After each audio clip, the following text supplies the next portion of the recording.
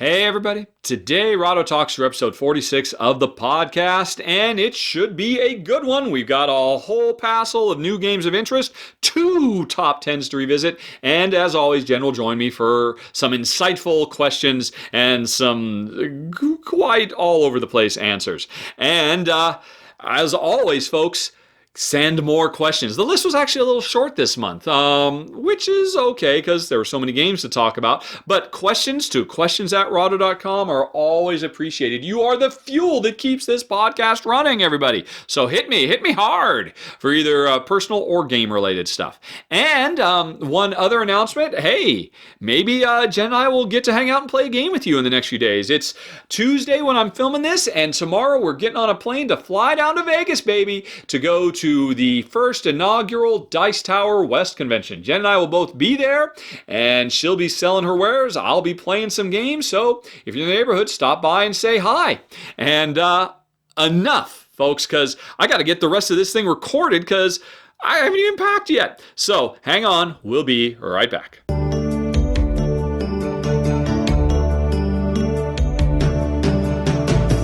Okay, everybody, as always, there are a bunch of new games and expansions that are worth talking about, so let's jump right into it, starting with Euphoria, Ignorance is Bliss, and I've actually done a run-through for this already, and so you can check that out. I'm sorry, not a run-through, a run-down, where I talked about what was added, and I gotta say, this is a fantastic expansion that really improves Euphoria as a two-player experience significantly because it introduces probably the best designed automatic player or automated player system that I've seen so far. Really clever and elegant. Check out the rundown to see how it works. But yeah, I am very, very happy to have this, and it's really kind of reinvigorated Euphoria for us. Then there is Foothills, which is basically a two-player only version of Snowdonia.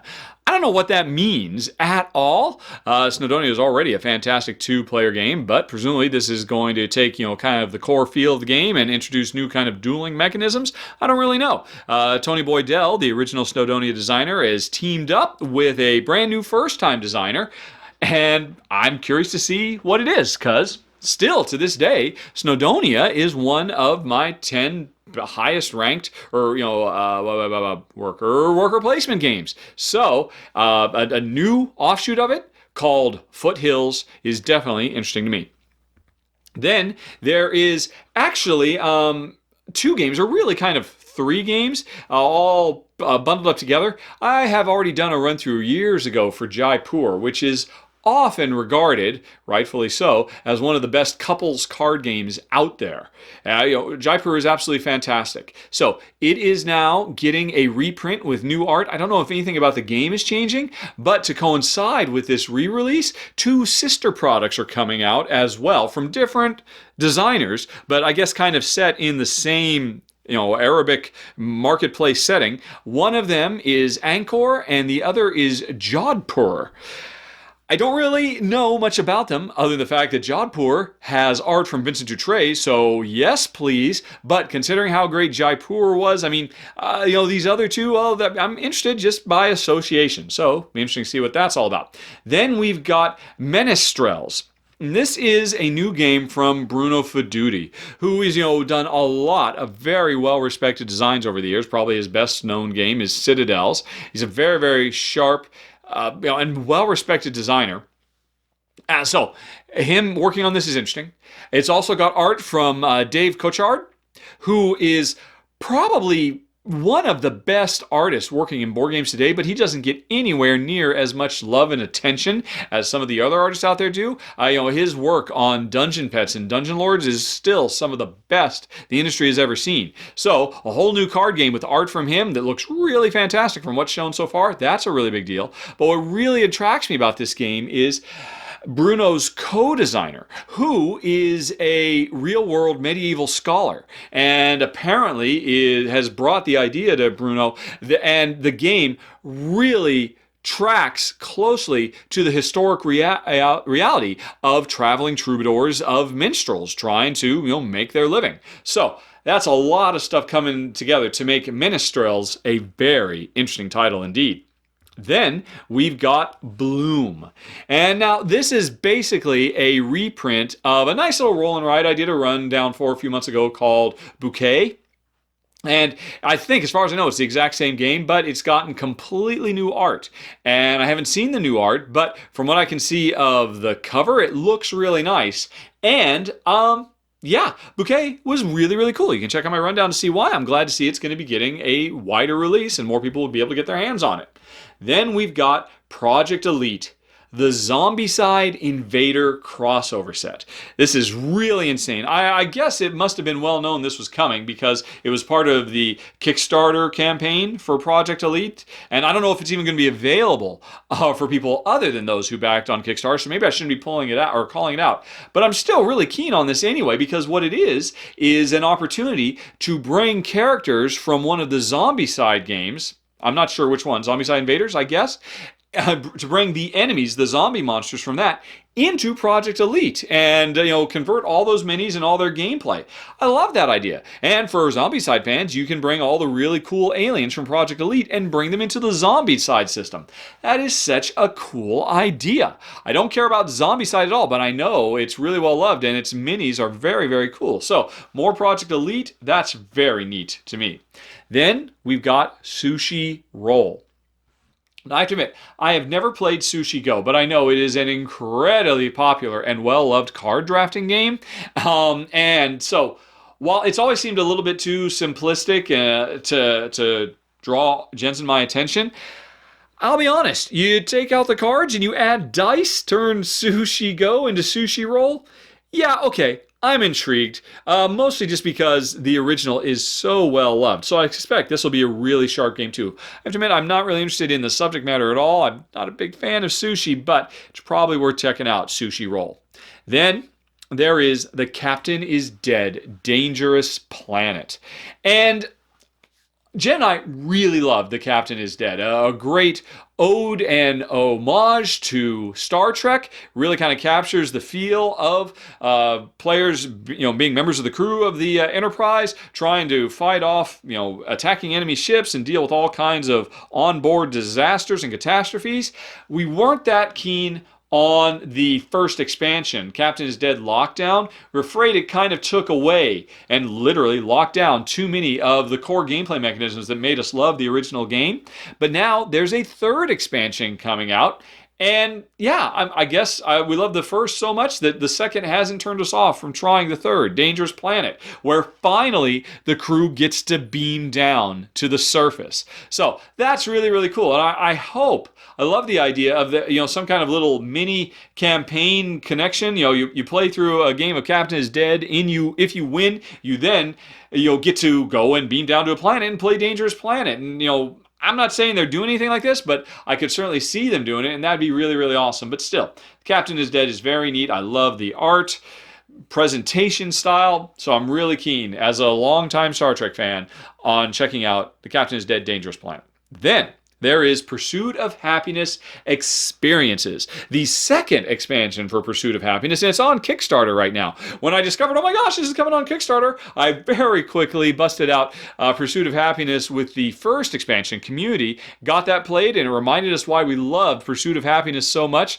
so I just want more. And this one, its big addition of lifelong dreams that you want to make happen, sound very cool, and a neat twist on the core gameplay mechanisms of Pursuit of Happiness.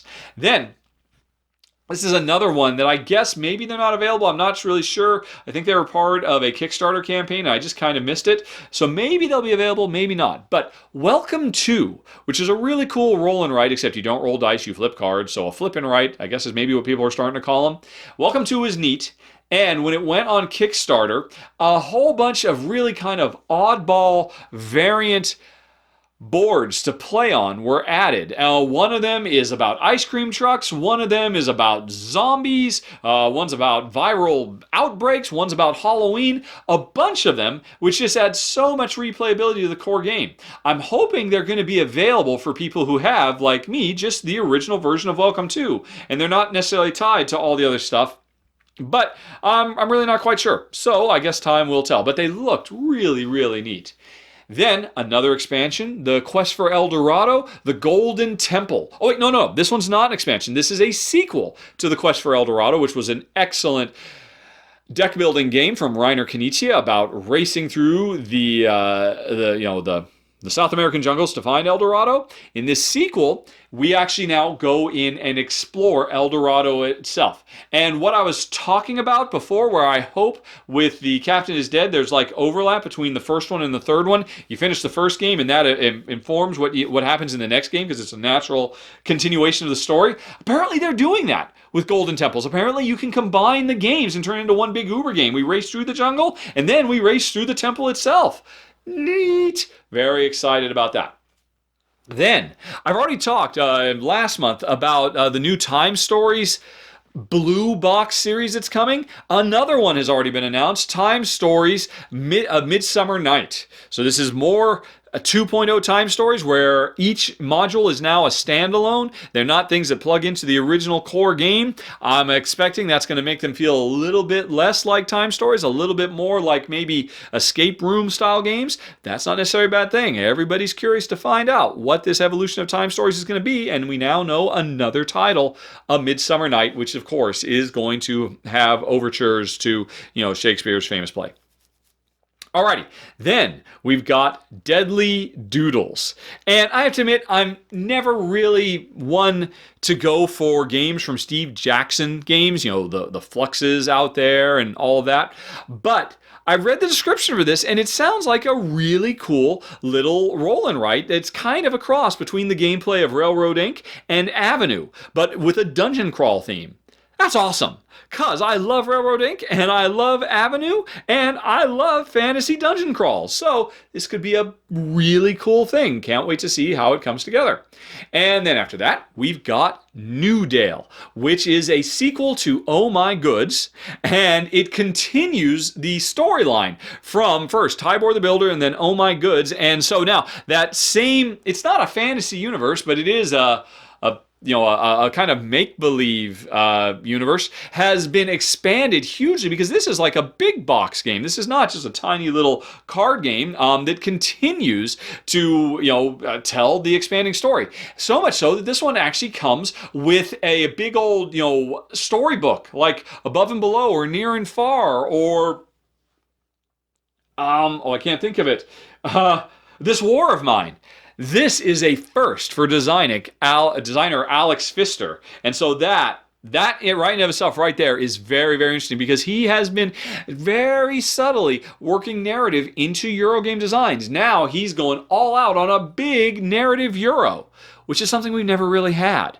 Some of them are kind of like that, but really most of the games out there are kind of more adventure games. If Newdale continues on Oh My Goods and is more of an economic simulation Euro, but one that has a whole storybook that layers through game after game, count me interested. This is a big, big deal. So I'm very, very excited for Newdale.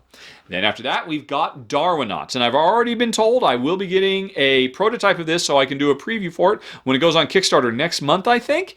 It's got Vincent Dutrait art, so it's going to be gorgeous. It's from Chris Bryant, who I think this is going to be his second design. I haven't tried his first one, but I'll just be honest. Chris Bryant is a really sweet guy. I've spent a fair bit of time talking to him about his YouTube board game show, Board with Life. Yeah, Board with Life. Not Bored to Death, but Board with Life.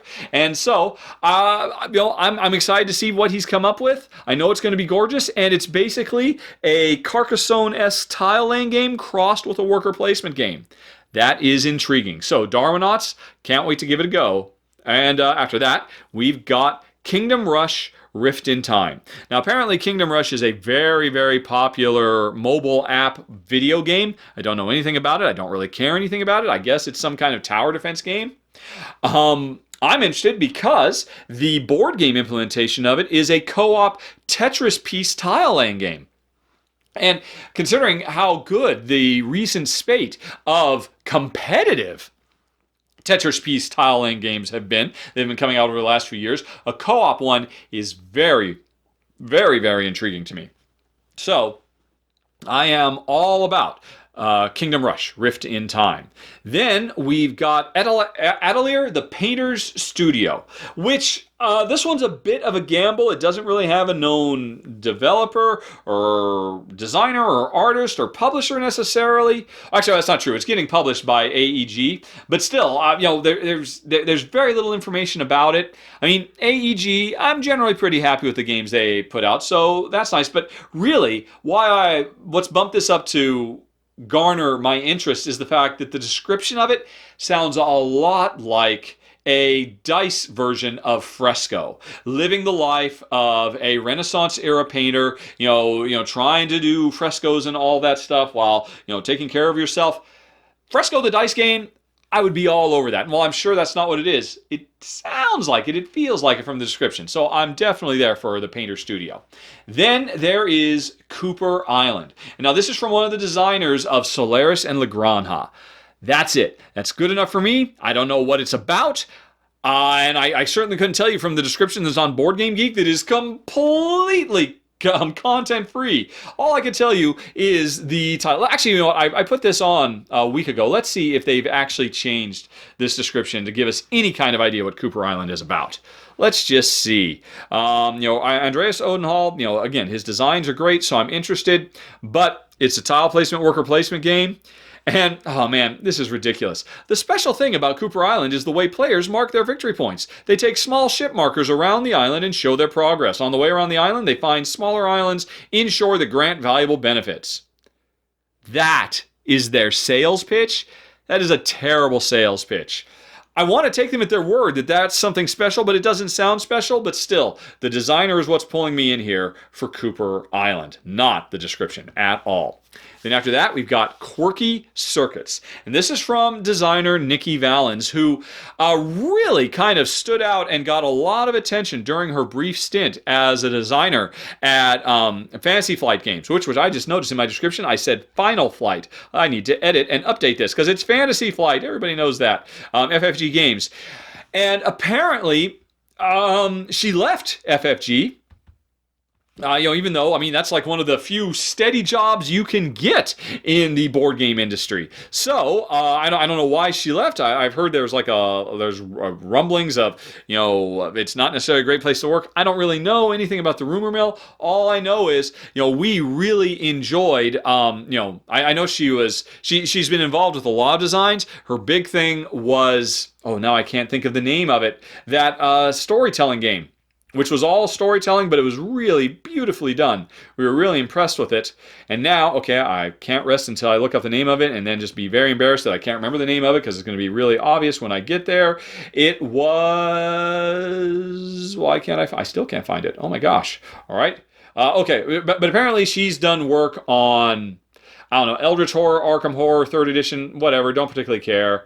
And a lot of work on a lot of the expansions. Sure, that's all fine. Legacy of Dragonholt, that's what it was. Legacy of Dragonholt was lovely. It was a really great storytelling game, and that seems to be the common conceit for all the work she's done for Fantasy Flight Games. Really strong, narrative-driven, Ameritrashy style games. So, if that's her background... This is why I'm so interested, because Quirky Circuits sounds like a goofy little co-op robot programming game. I don't know if it's going to be some kind of co-op alternative to Robo Rally, but if it is, that is a very interesting idea. And considering it's just so far afield from what she's been known for, and it's her first game away from Fantasy Flight Games, well, I'm interested. I'm on board. Let's see what she's got up her sleeve with Quirky Circuits. Next up, oh my gosh, folks, it never ends. The Agricola gravy train is going to keep on giving good stuff with 120 new cards in Corbarius deck, the Corbarius deck. I don't know what Corbarius is. I don't know if it's a place or a person, if it's a thing, if it's an idea. I don't care. It's 120 new games. Agricola will never die. I feel bad for all you Caverna fans out there, but it's a good time to be an Agricola fan with the Corbarius deck. Then, speaking of expansions, we've got Lorenzo Il Magnifico, the Pazzi Conspiracy. Lorenzo El Magnifico is great. Yes, I know I have to... Oh man, this makes me feel bad. I haven't covered the first expansion for it that I've had for a couple of years now. I gotta get this thing to the table because the Pazzi conspiracy is coming next. And Lorenzo El Magnifico is great. So more Lorenzo is a good thing, but this one, the description talks about being able to punish your opponents while you engage in the conspiracy. I'm a little worried. But still, the core game is so great, it's worth checking out, I suspect. Then we've got Valley of the Kings, the Premium Edition. Now, I've done videos for all 3 Valley of the Kings game. It's an excellent deck builder. In fact, it could have easily made my top 10 deck builder video, which I'll be talking about in the next segment. So we'll come back to that in a second. But everything that's come out for it is now getting, combined into one big box premium edition, and the player count is changing. They're introducing solo play, and it goes up to 6 players now. Hooray! Now, I don't care about either of those things, but I'm happy for other players who will now be able to get to enjoy this wonderful deck builder, the Valley of the Kings Premium Edition. Then, Valeria Card Kingdoms Crimson Seas. This looks like the biggest expansion to Valeria Card Kingdoms to date. Most of the expansions so far have just been like little card packs, but this sounds like a really big deal. Tons of cards, tons of new gameplay, a board, all kinds of stuff. Valeria Card Kingdoms is a great game, the best of all the Machikoro inspired games out there, and I love seeing it just get more and more love with the new expansion, Crimson Seas, which is on Kickstarter right now. And last but not least, the last one I've got for you this month, folks, Watergate. I have to admit, I almost didn't open this one up because I knew Jen would not care about the subject matter. Obviously, this is about the break-in and the cover-up and all of that. But I did look at it anyway, and here's the interesting thing. It's a 2-player only game. 1 player is on Nixon's side, 1 player is on the truth side, I suppose, as, we're on either sides of the conspiracy and the cover-up and all that. So, I don't know. I know Jen's still going to hate the subject matter. It's probably still a pass, but then I see the designer, Matthias Kramer, one of my top 10 designers of all time. So, yeah, let's give it a go. Let's check out Watergate. And that's it, folks. A whole bunch of new stuff. But now, let's hold on for a little bit, and I'll be right back to talk about my recent top 10s, deck builders, and what was the other one? Oh, one-hit wonders. Hang on. We'll be right back, everybody.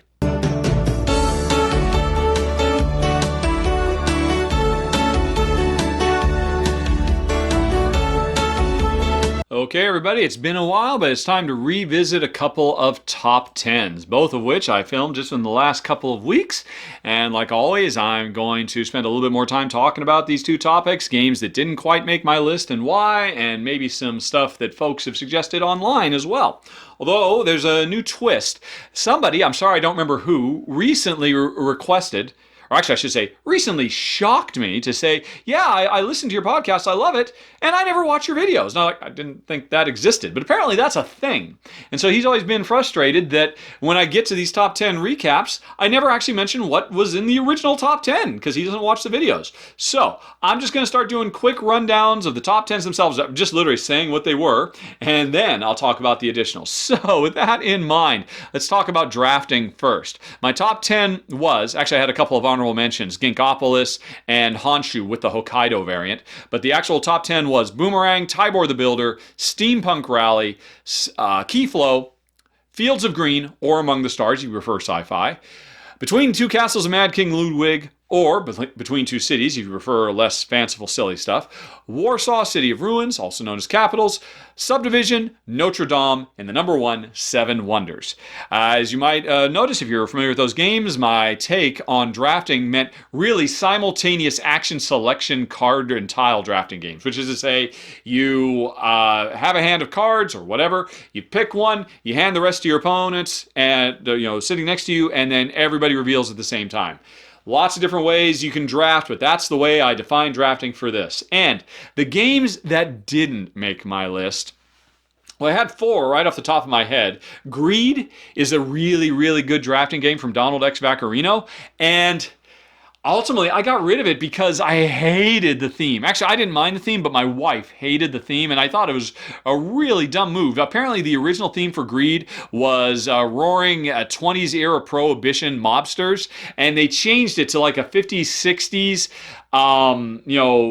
a much more gritty and hardcore crime simulation as opposed to kind of an antiquated, almost romanticized criminal gangsters, booze running. It became drug running and prostitution rings and stuff like that. So the theme was always a little too heavy. So Greed, I mean, if it had had a different theme, I probably would have made this list because it's really good.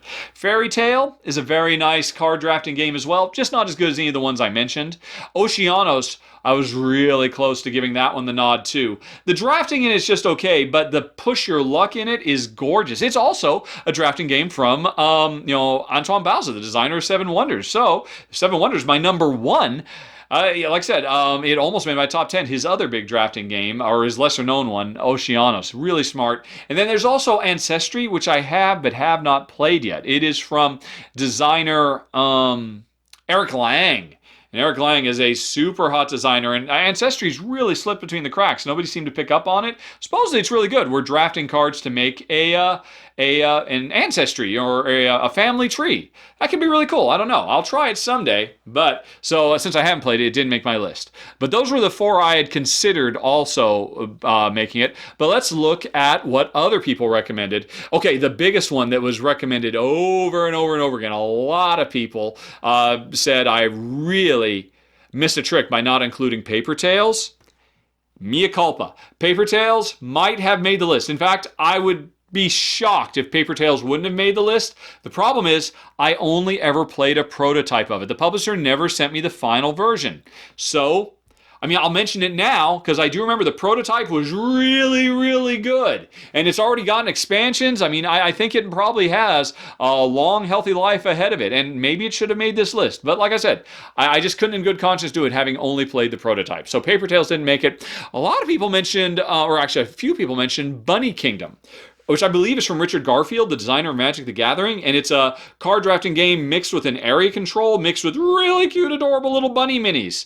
Someday I'll try that. I've always wanted to give it a go. It's just, I never got a review copy of it, and I wasn't driven enough to seek it out. But apparently it's very good, and people said I should have mentioned it. So I have now mentioned it. This was a really weird one. It kind of surprised me. Foreign Trajanum. From last year's Stefan Feld game, there is a little bit of tile drafting in that game because every round I draw 2 tiles, I keep one for myself, I give one to my opponent. That does fit within the parameters I set out, but really, that's a tiny, tiny, tiny element of the game. And really, to say that it's a card or tile drafting game, I think that would have had to be the major part of the game. It's too small, but I really loved it. Jared suggested. I thought that was a really clever idea. To get it on. So I was happy to give it some love as well. Let's see. Was there anybody else? No, just Bunny Kingdom and Paper Tales over and over again. And so I think that is it for that topic. So let's now hit the other top 10, which was a much tougher one for me to do. I had to do a lot of hemming and hawing, trying to figure out who to put on my list of top 10 one-hit wonders. And this was basically a list of designers, not publishers, but the individual designers who have made a great, great game. I'm not saying they were necessarily big smash hits, but they were just fantastic, phenomenal designs, and that designer has never designed anything else. Or if he has, he or she, I should say, they've certainly never published anything else with a publisher. Maybe they've done some print and plays. Maybe they've done some expansions for their one game they've done, but they're still just that one hit or that one great game they've done. So I picked 10. I sorted the list by date, starting with the newest. And I didn't want to have people who had only recently published a game because, hey, maybe they're going to publish another game and they just need a couple of years to get it done. So it had to be at least 4 years since they've done a game. So starting at my number 10, in 2015, we had The Queen's Architect from Volker Schachtella. Great, great game. And then number 9 was Steampunk Rally from Orrin Bishop. Now, as it turns out, I made a terrible mistake. I don't think I should have put Steampunk Rally because as soon as I put this video up, somebody pointed out to me that the publisher, Roxley Game, has announced another game from Orrin, a sequel to Steampunk Rally. I forget the name of it. I'll mention it in a little bit, but if I had known that was coming, I wouldn't have put him on the list because we are going to get some more good love from Steampunk Orrin Bishop. So that's cool. Steampunk Dungeon, I think, or something like that. But anyway, number 8, Subdivision from Lucas Hedgren. Number 7, Dungeon Roll from Chris Darden back in 2013. Number 6, Myrmes from Johan Levitt. And it was pointed out to me that arguably I should not have included this because Johan did have another published game. I don't remember what it is now. Let me go find that because this is my opportunity to make right what once went wrong. Let's see. I'm on Board Game Geek. Myrmes. The wonderful worker placement ant colony simulation. MYRM. I can spell. There it is. So, Johan Levitt. How did I miss? What was your other game, Johan? It was... Tales and Games, The Grasshopper and the Ant. You know why I didn't consider this one? He was one of several designers who worked on this. If I recall correctly. Or am I wrong? No, I'm wrong. I'm thinking of a different one. Okay. Tales and Games, The Grasshopper and the Ant came out in 2015. It is his second published design. Johan should not have made my list. He is not a one-hit wonder. It's a terrible mistake, folks. So, Johan is off the list, as is, what did I say before? Oren Bishop with Steampunk Rally. But let's keep going with the list as it was. Number 5 was Targi from Andreas Steiger, and I'm very sad to say this one does stay on the list. I cannot. Targi is so brilliant. But then number 4, Eaten by Zombies from Max Holiday. All the way back in 2011. We haven't seen anything from Max for 8 years. Heartbreaking. But not as heartbreaking as number 3, Hawaii from Grade Daigle. Oh my gosh, another 2011 game. Super heartbreaking for reasons I talked about in the video. Number 2, Homesteaders from Alex Rockwell. And number 1, Tobago from Bruce Allen. Both in 2009. Both amazing games. And both of these designers were never heard from again. So sad. But let's talk about some other one-hit wonders that break my heart. Now, first of all, I have a couple from more recent, a couple from 2017. Otis from Cloud Lucchini. But I see, that's the thing. I mean, it's only a couple of years. I wouldn't be surprised if Mr. Lucchini has something else up his sleeve. But nothing's been announced. But like I said, that's why I left these newer ones off the list. And by the same token, I could certainly do the Seventh Continent from 2017 from Ludovic Rowdy and Bruno Sauter. There's been no talk about them doing anything else. But I wouldn't be surprised. So that's why, the newer stuff I just didn't do. One other newer one from 2016, Swinging Jive Cat Voodoo Lounge from Seth Roback. This one I'm worried. Like I said, I expect we'll see something else from the Otis and Seventh Continent designers. I don't know if we will see a sequel or something else from Mr. Swing and Jive Cat, which would be a shame because this is a really clever game. One can hope. Then if we get back into the older stuff that could have made the list but didn't. Again, just working backwards. In 2015, there was New York 1901 from Chenier de La Salle and Space Cadets Away Missions from a design duo, Dan Raspler and Al Rose. Now, New York 1901 is a very good game. And I wouldn't be surprised if Mr. LaSalle comes another game. But apparently, in his real day job, he's an actual ambassador, a Canadian ambassador. So this is clearly something he did on the side. So I wouldn't be surprised if we never see anything. That's too bad. But, New York 1901 was a good little gateway game. Space Cadets Away Mission from Dan and Al. This was a very sharp... This was a rarity for me. A full-on, straight-up Ameritrash dice chucker that Jen and I really enjoyed. We normally hate this kind of stuff, but Space Cadets Away Mission was good enough. And because of that, I would love to see Dan and Al do something else. But no one's ever heard anything since for 4 years. Then, in 2014, there was Battle at Kemble's Cascade from brothers, Anders and Ole Tierland. I remember back when this came out, they were talking about expansions and whatnot. They had lots of ideas, and I could certainly see a lot of new content coming for Battle of Campbell's Cascade, but goose egg, crickets, nothing since, which makes me think they didn't quit their day job, which is a shame. But then we've got Alchemists, and this is from 2014. This was on my list, but I took it off at the last minute. It's from Mattis Kotri, and it's a really, really brilliant game. Mattis has not done anything since other than a big box expansion for Alchemist. Here's the thing. I have no inside information here. But my GameDar tells me we have not heard the last of Matos. I bet you anything CGE before too long is going to announce a new game designed by him or co-designed by him, because I know CGE really loved his work. And if you look at Alchemist, this is the design from somebody who really loves games and has other game stories to tell. So it didn't quite make my list, but maybe it should have. Alchemist from Mattis Kotri. Then in 2014, there was Zombie 15 from Guillaume Lemry and Nicholas Schwelitz. It's a good game. It's a very good alternative to Escape Zombie City, a real-time game where players are working cooperatively to try to stay one step ahead of the horde of zombies. It was really great. I really liked it. And it got some expansion content too, a solo expansion of all things. But Guillaume and Nicholas haven't given us anything else, and it's been 5 years, so I'm expecting we're done with them. But you know what? Hey, Zombie 15 is a good lineage.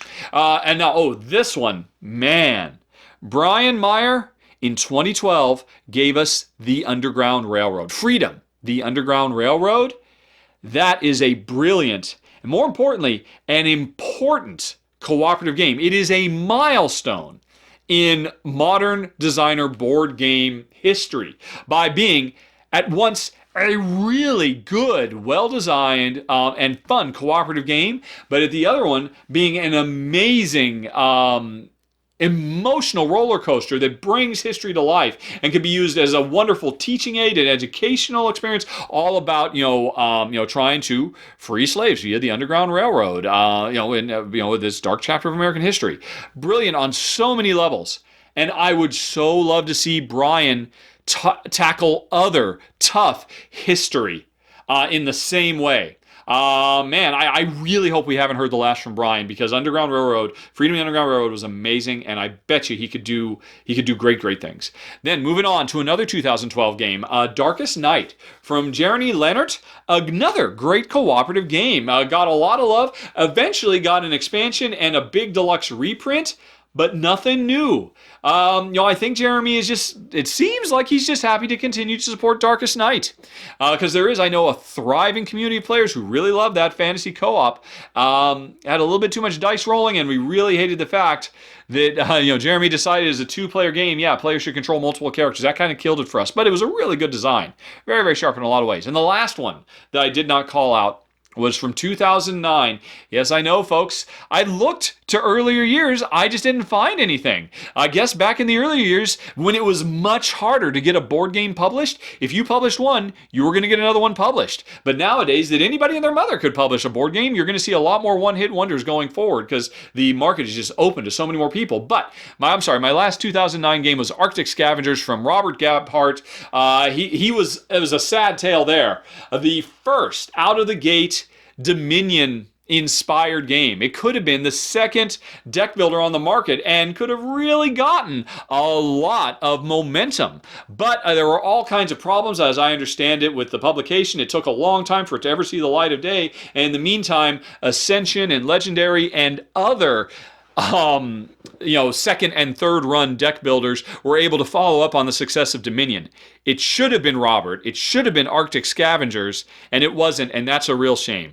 And we haven't heard anything from Robert since. Alrighty, that's it. A bunch more one-hit wonders, a bunch more tales of woe. But let's see. I don't recall that the posters, folks online had much more to add. There's a lot of agreement that Tobago is a one-of-a-time game. Like I said, there were those folks who pointed out those two that I probably should not have put on the list. So anyway, there were a whole bunch more that you could have put on the list instead. And one more. This got mentioned several times. Brussels, 1893.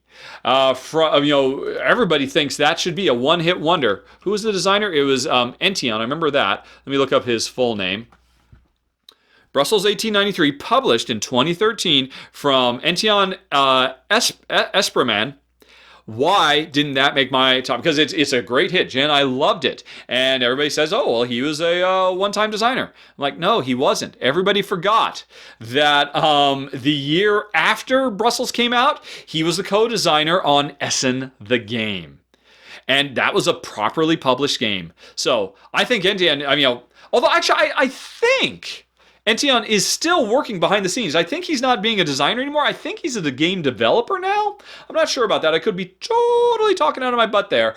But still, if it wasn't for S in the Game, which was very quickly forgotten, I think under a normal one-hit wonders list, he would make the list because nobody remembers S in the Game. But nope, I do. It came out, so it kept Ention off the list with his excellent, wonderful Brussels 1893. Phew. Okay, folks, there were some top 10 recaps. I'm exhausted now, but hang on, because we'll be right back with Jen joining me for the questions and the answers.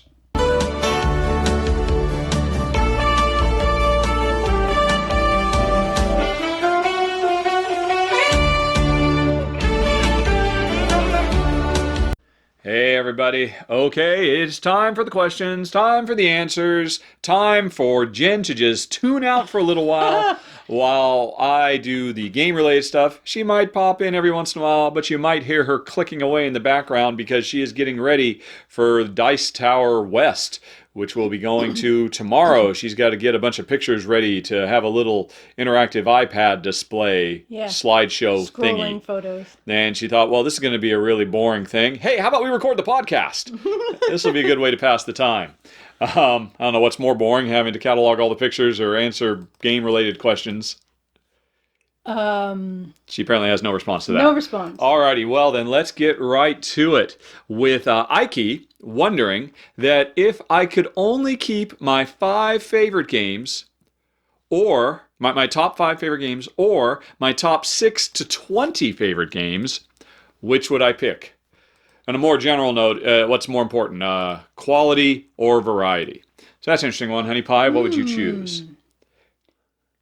Quality. So you would just go for 5 games rather than 15. 15 amazing games as opposed to 5 insanely stellar games. No, you're right. I would go for variety. But your favorite game of all time wouldn't make it. I don't know what that is. We'd have to go back and look at your old top 22. Yes. I mean, Gloomhaven wouldn't make it. That'd be out of, I mean, I assume Gloomhaven at this point would be in your top 5. Well, I don't have to worry about Gloomhaven because I know it's in your top 5. No. Yeah. I do not believe that is in the spirit of Ike's question here. So, you're willing to give up Gloomhaven and 4 other games for your next favorite 15. Gosh. These are tough choices, and you must answer the question! I know. I don't know how to answer that question. I know, that's a tough one. That is a really tough one. I think it would depend on where we're living. If we were living in the bongo and traveling around, then obviously the best 5. If we had more space like we do now, then I guess I would go for variety. How about that? Ha-ha! I have answered your question both ways. Yep. There you go. That's so that's the level. That's the quality of decisive answer you're going to be getting from Jen today. But let's see here. Let me look at my top 5 and my top 15. So my top 5 are Pandemic. Of course. Shadowrun Crossfire, Gloomhaven, Agricola, and Troyes. And if I'd be dumping those in favor of Burgundy, Nations, Keyflower, Polyphony, 7 Wonders, Dungeon Pets, Dominion, Roll for the Galaxy, Manhattan Project, Energy Empire, Trajan, and Escape? I've lost track of where am I here. Let's see. There's 1, 2, 3, 4, 5, 6... 7, 8, 9, 10, 11, 12, 13, 14, 15, 16, 17, 18, 19, 20. Yeah, I think Carpe Diem is number 20. Whoa. I guess if we're talking about for the rest of my life, oh my gosh, but giving up Gloomhaven and Shadowrun and Troyes and Agricola and Pandemic? No. Well, so what? Now you're back to the top 5 then. I think you do the top 5, I do the top. All right. The other one. I think I'd have to go for more. I'd go for quantity over quality. I mean, now, that is... Variety over... I was about to say, the hallmark of my entire show is quantity over quality. Because I don't put out just one really well-crafted video a week. I put out 3 or 4 hastily cobbled together videos.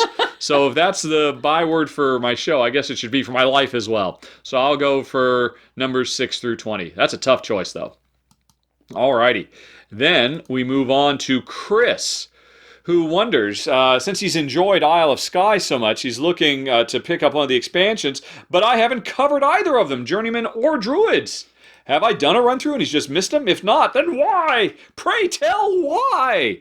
He literally used the word pray tell. Pray tell. And I apologize for this, Chris. I also apologize to the publishers. I do have the earlier one that, came out like 2 Essens ago, Journeyman, and I haven't gotten it to the table yet. And to be fair, the stuff I picked up 2 years ago at Essen, normally I would have been getting to most of that stuff in January, February of the following year. Last year, around that time, we were in the process of completely ripping our lives apart to travel halfway around the world to be where we are right now. And so a lot of things fell between the cracks. A lot of expansion specifically. But even that aside, I have been finding more and more it is difficult to cover expansions. I used to say, oh, it's so much easier. And it's great because I get to get out a game and play it some more that, otherwise we'd just have to sit gathering dust. Love expansions. Hooray, bring more of them on. But the problem I'm finding is, with so many of these games, we haven't touched it for 2 or 3 or 4 years. And then an expansion comes along. Okay, for me to cover this, we've got to play it. And that means I got to go back and I got to learn how to play the base game plus the expansion. Plus the expansion. Emphasis on the plus. The expansion makes it a more challenging task on some level than just learning some new game that doesn't have an additional expansion's worth of content. Now, it's not quite as simple as that, but I have found that being a bit more of a barrier. I'm trying to turn that around. Like I said, if there's one thing I'm behind on, it's covering expansions. Remember Lorenzo El Magnifico expansion? That's like 2 or 3 years I've had that and I haven't done it. For shame, I say.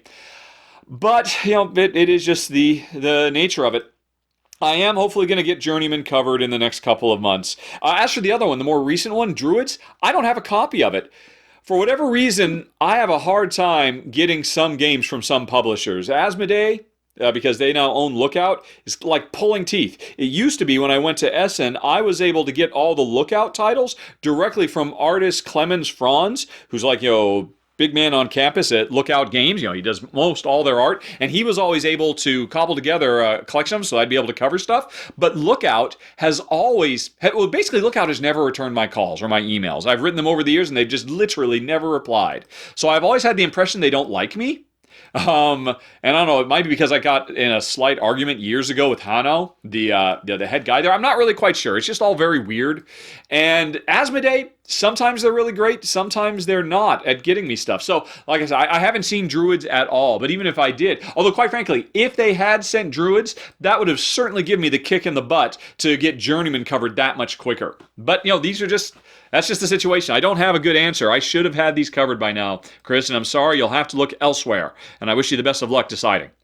Okay, Tom wonders, continuing episode 45's discussion of board game terminology, maybe it's just semantics, muses Tom, but it seems like we board gamers have conflated the term theme and setting.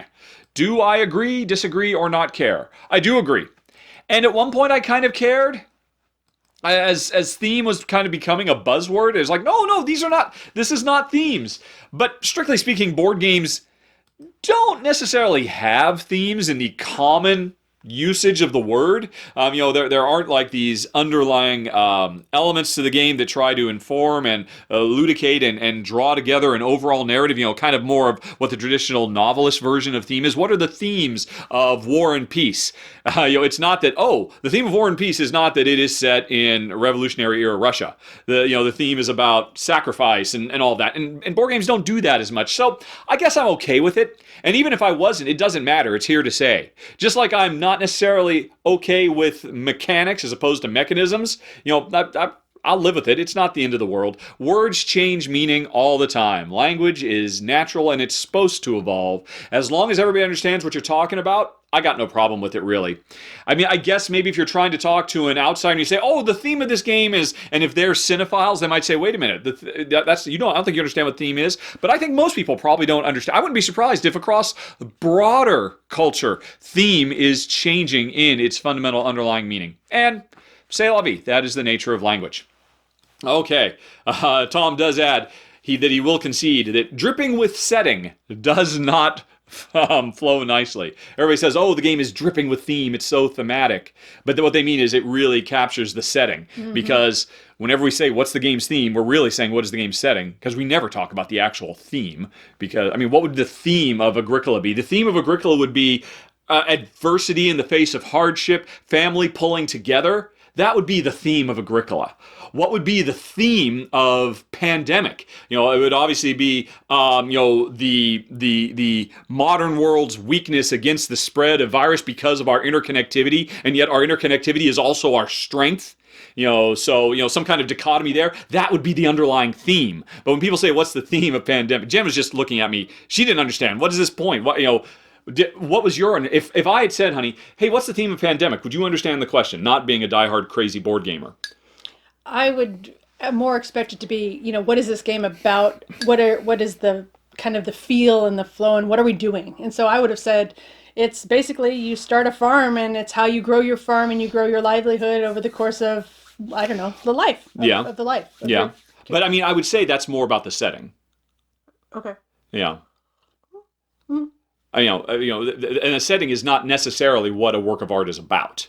True. A work of art is about, these underlying. Yeah, exactly. Yeah. But yeah, it's the thing. I mean, board games don't really have that much underlying. Oh, that was actually a really fun exercise. What is the actual underlying theme of these games? That's actually really cool. I like that. I like that a lot. But anyway, it hardly matters. Tom, your question is answered. But then you continue.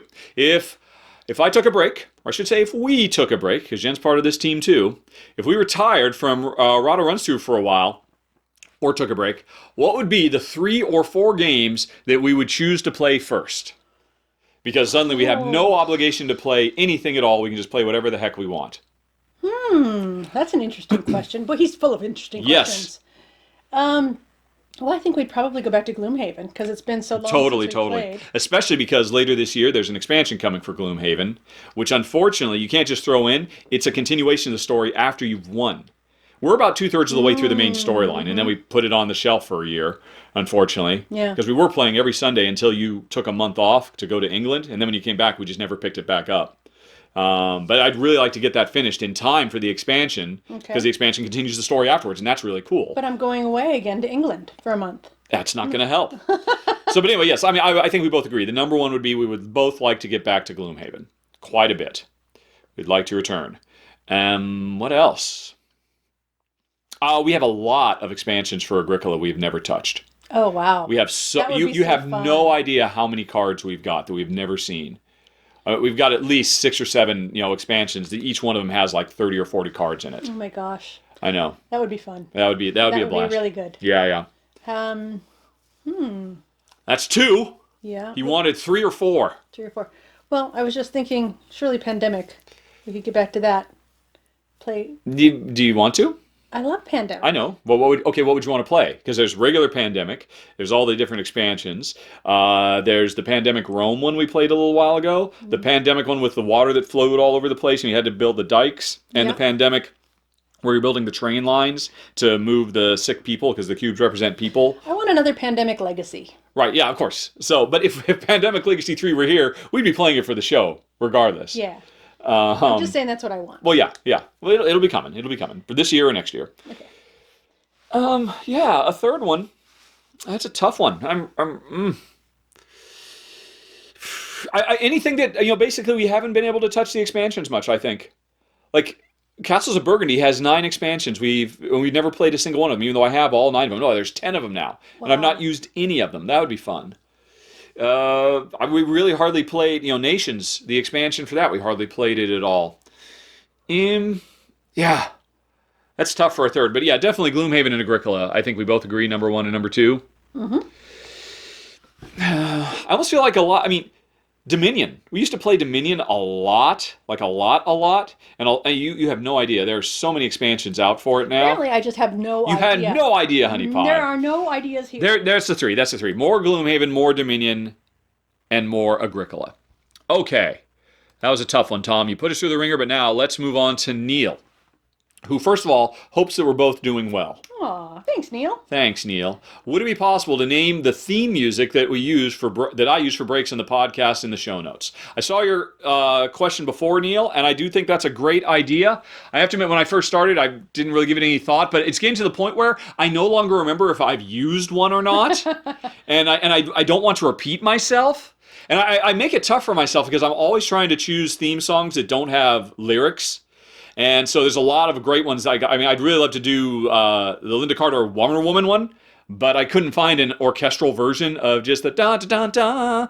It's all the world is waiting for you and the magic that you do in your satin tights, fighting for our rights. And the old red, white, and blue. Ooh. So I try to avoid that. But yeah, I really do need to make a list. So I am starting with this episode. And I don't even know what song I'm going to use for this one yet. I will comprise a list and keep it up to date on guild.rahdo.com. Alrighty.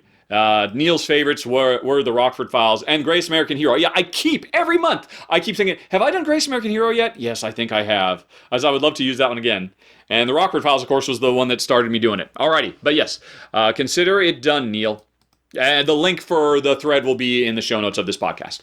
Or just go to guild.rahdo.com. Anyway, next up, Jeff says that on the Vindication Kickstarter, almost said the Vindicated Stick Carter page, he saw a Rahdo runs through icon which has an approved shown at the bottom. Hasn't seen that before. Perhaps the logo has debuted at a different Kickstarter or mentioned in a podcast. But overall, guess I'd have to say I'm surprised to see you officially endorsing games now. I've always heard you mention something along the lines of, don't listen to what I think, just watch the run-through. I still say that. The new icon seems to say, don't bother watching the run-through, it's approved. Perhaps an exaggeration, but I guess I'm wondering how this new icon came about and how it's going to be used going forward. Jeff, I will answer your question bluntly by saying, I had nothing to do with this. Occasionally, publishers say, hey, can we put your logo on our box? I think the first one ever to do it was actually Richard Breeze for a Keyflower reprint or a Keyflower expansion, I think. And I said, oh yeah, that's really cool. And and I know Renegade Games have done it, and basically they'll just contact me and say, hey, we'd love to put your logo on the box so that people know that you covered us and that you gave us a good review. And I'm like, okay, yeah, fine, sure, whatever. And they say, where can we get the logo? And I just say, do a Google search for Rahdo logo, you'll find it. It's not that hard to get. I'm really not too terribly precious about it. I have no idea what Vindication did. Let me look. It sounds like they went a bit above and beyond and tried to make it look like the Dice Tower thing. Kickstarter. Kickstarter,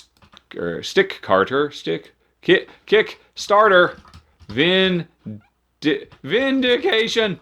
Okay, there we go. Vindication expansion. Let's take a looky-loo at this. I mean, that's it. I mean, I honestly, at this point, I think people do it and they don't necessarily ask. Oh, yep, yeah, I had nothing to do with this. But yeah, it's approved. I approve it. I have no problem saying that. They're not giving information out there that's not readily available for anybody who's going to take the time to go and look what I said. So that's okay. I do not have a seal of excellence or seal of approval system. I'm not going to have a thumbs up or thumbs down or 5 gold star type thing. Yeah. So this is something because obviously they have. I'm looking at it. They have the Dice Tower seal of excellent, and then it made a Man vs. Meeple top 10, so they were able to say it's a top 10er, but I haven't done that. I haven't put any top 10s, and I don't have a seal of approval, so they just kind of did that. And I'm like, yeah, I approve it. I guess I approve this message, and maybe they asked, maybe they didn't. But I would say when you see that, at the most, it means that the publisher asked, hey, do you mind if we tell people that you like our game? And I'm like, yeah, I don't mind. Go ahead. And so that's basically what that is. There's nothing official. There's nothing backing it up other than players then seeking it out. I don't know. Are you suggesting, Jeff, that I should not do it? I see your point that it's kind of inconsistent with my underlying message. But by the same token, I mean, I don't begrudge them doing it. They're just trying to sell games. And I do know my opinion, unfortunately, does have a not insignificant impact on people's purchasing habits. So, like I said, they're not lying. We liked Vindication. I do approve it. So, as long as it's not a lie, I guess I'm cool. Next up, let's see here. We've got Cindy, who says, really enjoying the podcast. Wondering how it works when a game is on Kickstarter relative to it eventually showing up at the retail level. And Daisy's out there barking. Do we need to do something about it? No. Okay. She's now outside barking and bothering the neighbors. All right. Jen is going to squish by me. I'm going to get closer to the microphone now. Sorry about that. We don't live in a gated community or anything like that, but there's very few CCRs or whatever community guidelines here, and one of them is keep your dogs quiet. And Daisy loves to go out and bark at squirrels. Oh, David, we don't need to know about squirrels. Anyway, sorry, that's personal stuff. This is game-related stuff. So anyway, back to the question. How it works when a game is on Kickstarter relative to it eventually showing up at retail. I can give a specific example of Luna, which had a Kickstarter for a deluxe version along with the option to buy the plain retail version. It is stated the deluxe version is only going to be guaranteed on Kickstarter. However, I assume the retail version will reach stores around the same time as the estimated delivery date. No doubt. You can't say for certain relative to that specific game, but is that how it usually works? I don't think there is. Our industry, the board game industry, is not mature and established enough that there is a way things are done.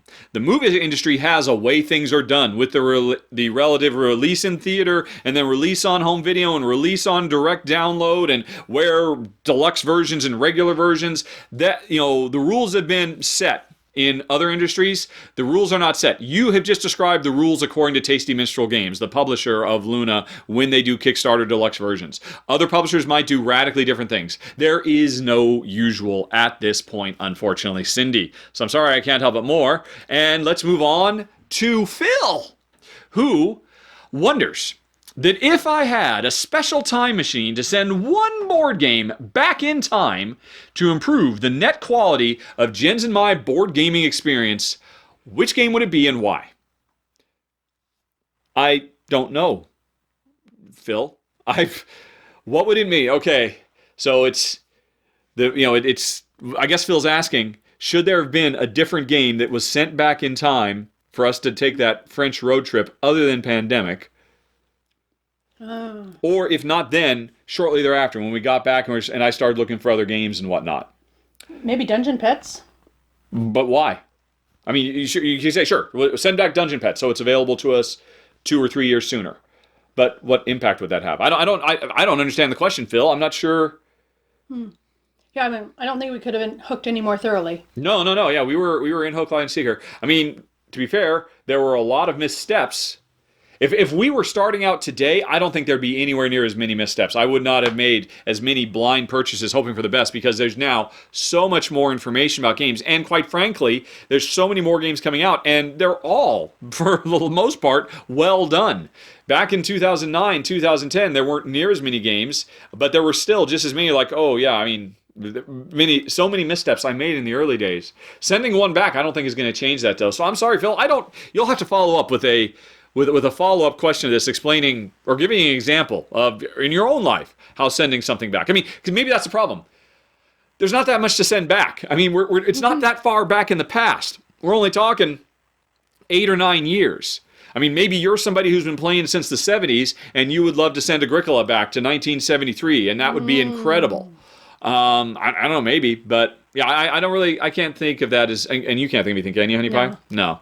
Alrighty, then we're just gonna quietly move on to Urince's question, or questions. First of all, he mentions that we talked about gaming getting more expensive. What do I think of the improvements of 3D printing, which could help make games cheaper? When you buy a game, for example, instead of components, there will be files. I mean, or maybe this could lead to a whole new print and play genre. I think ultimately that's what's going to happen. It's going to take a while. In the same way that it's not that long ago that if you went into a Walmart to buy a video game, you actually bought the disc in a box with an instruction manual and you took it home with you. You had a physical thing. Now if you go in there, you just buy a little piece of plastic with a download code. Because, I guess the only reason that even exists is because some people still want to pay cash and they don't just download stuff directly. I would totally imagine, given enough time, the same thing is going to happen for board games. That won't always be the case, but there will be a time when everybody has a 3D printer in their house, because 3D printers will become as ubiquitous as having regular printers. it's going to take a couple of decades at least. I mean, easily. So we're talking 30, 40 years in the future when the latest Stefan Feld comes out, because he'll still be putting out 2 or 3 games a year somehow. You will go to the publisher's website, you will buy it, and you will download the files and print it out yourself. I do believe that is the future, because there will be a time when you'll print it out yourself, and it will literally take 20 minutes to print everything out, and they will be as high quality as anything we can buy today. That's what's going to happen, but that's a long ways off.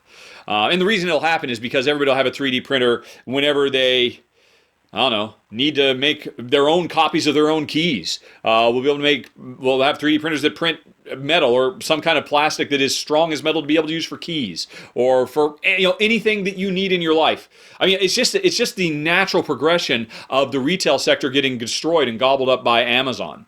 I mean, eventually you're just going to go to Amazon. Either they'll mail stuff to you if you can't print it out, or you'll print it. Or there'll be an option, fast print, or slow, having to wait till tomorrow, show up in the mail. That is what the future is going to be. And then we'll move on to replicators. He's wondering if Wingspan has any take that. No, it does not. Are there any cards that directly hurt your opponents? No, there are not. There are no direct attack cards in that game whatsoever. Although, you didn't have to ask me. You didn't have to wait. Because when did you write this? You wrote this question like weeks ago. You could have asked this question on Board Game Geek and had your answer immediately. But, say lovey. Alrighty. Moving on to Brett. Brett says, if we made contact... Oh boy, I remember this one. Well, I have no answer to this. Honey, you're going to have to tell me. Okay. If we made contact with intelligent extraterrestrial life, if humanity made contact, and you and I, were chosen to be the ambassador to introduce these aliens to the concept of human play, what game would we introduce? Now, you have to say soccer, unfortunately. Either soccer or chess, because there's so much history and so much more broad pop culture awareness. But I know that's not what your question is. What board game? Which means we can't actually truly adhere to the nature of your question, because board games do not, at this point, represent the lion's share of human society. It would have to be soccer or chess as the 2 most played games in the world, probably. Or, certainly in the running for the 2 most played games in the world that bring more humans together to share an engaged, fun community or, activity than anything else in the world. Putting that stuff aside and saying, hey, what designer board game? Because wouldn't that be much cooler? To introduce to humanity. To alien kind. To alien kind, to what humanity is all about. I mean... if you want to be cynical, it should be diplomacy or some backstabby type game or some war game. But that's not what I'm interested in, because that's not what humanity is about. That's an aberration from the true human spirit. Because the reason our species has dominated this planet is because more often than not we work together. We wouldn't have been able to get where we are if we didn't work together. Sure, sometimes we work together to clonk the other guy on the head, but still, that sentence starts with working together. So... it would have to be, I would say, I'd want it to be a cooperative game, in all honesty. And I think it'd probably have to be some kind of social party game that I can't think of the name of, because Jen and I never play those. But, I don't know, something like Codenames, not Codenames, but something where everybody is brought together to work towards a communal goal and have fun and engage in social banter and fun sharing along the way. And that's going to be some kind of party game. Preferably not 2 rooms and a boom. Because again, ideally it'd be something that doesn't have, the undercurrent of violence underneath it. Something that is positive and uplifting. I'm not sure what that would be, but it would be something like that. So you don't want to play Dixit with them? Dixit would be interesting. There would be no common framework, though. But, well, then Codenames. Codenames Pictures. Because Codenames Pictures is 2 teams. It'd be a human team using our human language to figure out these pictures, and it would be an alien team using their alien language to try and find some commonality between these pictures. And you know what? It could be a special version where half the pictures are our stuff and half the pictures are alien stuff. Oh my God, that's what it would be. Thank you, Honey Pie. That is perfect. It would be Codename. It would be a special deluxe version of Codenames where Codename Pictures, where 50% of the cards are alien artifacts and elements and whatnot. That would be it. That's perfect. Oh man, I would not have gotten that without you, honey pie. Woo. Good stuff. Alrighty. I challenge somebody to come up with a better answer than that. That's fantastic. Okay, next up, we've got Rich, who wonders. He's from the land of song. Cardiff. That's what it says, the land of song. It does, you're right. Yes, I didn't read the whole thing. I mentioned on the show that I thought that some of the rules in Gloomhaven could have been different or improved. Not to put me on the spot in ripping the game apart, but when Jan and I play, do we instigate the rules? Instigate? I assume you mean follow the rules. As you feel they should be adapted. Oh, do we change the rules? Or do you omit rules? Or do you play by the book? We play by the book. Pretty much. There are a very small number of instances where we will change the rules and continue to play. Because I'm a former game designer myself, and my firm belief is, you know what?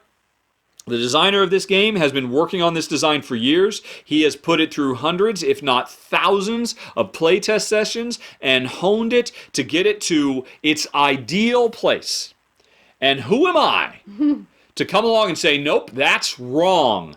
Let me show you how it's done. Here, hold my beer, or whatever that phrase is. It seems wrong to me. If we play a game and we don't like it, we just say, okay, this is probably, likely, still the best version of the game that this can be, and it just isn't for us. Let's move on to another game, rather than change this game. And the reason for that is because if I change the rules of the game, I will be forever wondering in the back of my mind, have we made the game worse? Have we fundamentally unbalanced it in a way that is not immediately apparent to us, and will take dozens of plays until we realize, oh my gosh, yeah, this game is actually worse because of this change we made. That's why I have zero interest in variants. I can give you a good example. Probably the biggest variant we make is the way we play time stories, where we do that little shared person who we can send back and forth to. It's a total set of rules that I pretty much made up. That has absolutely nothing to do with the real game. And we play it because it's the only way we can make time stories fun. And so I have to do it because I want to play time stories. But I know for a fact that variant totally destroys the in-game scoring. Because, the game scores you based on how well you did. And I know we just completely throw that out the window. It means nothing because we're effectively cheating. So, I'm a bummer by that because I would like to actually get scored. I would like to know how well do we do, but I know we can't because we're playing with a homemade variant, and it's very rare that we'll do that. I'm totally a by the book guy. Stick to the script. Alrighty, moving on. Alejandro says that back in January, Jamie Stegmeyer posted a letter regarding issues with the current status of the industry overall, regarding difficulties determining the demand and constraints related to it. Apparently it was an open letter to distributors and retailers from Stonemaier Games. I have not read this.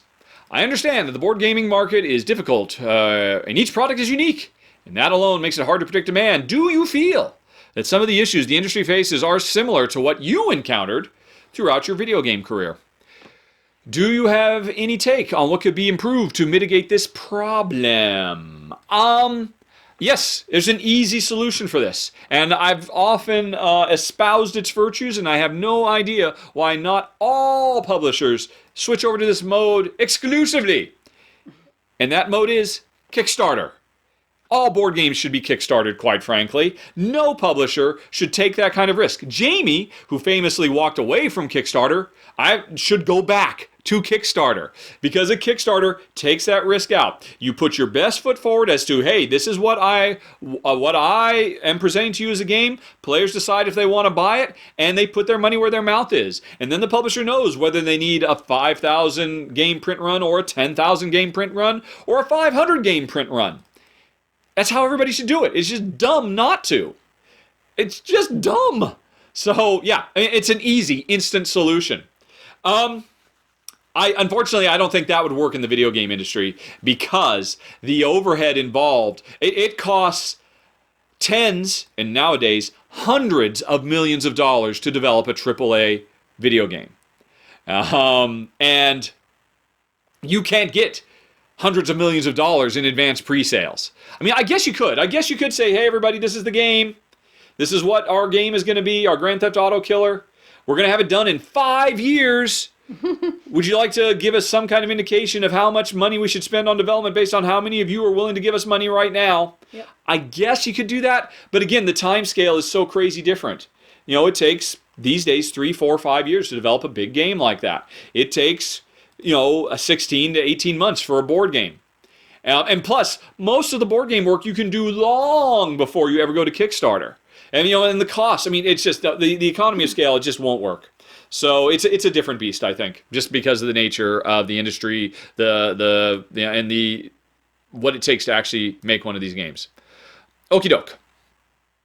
Let's see here. Oh, do you have another question?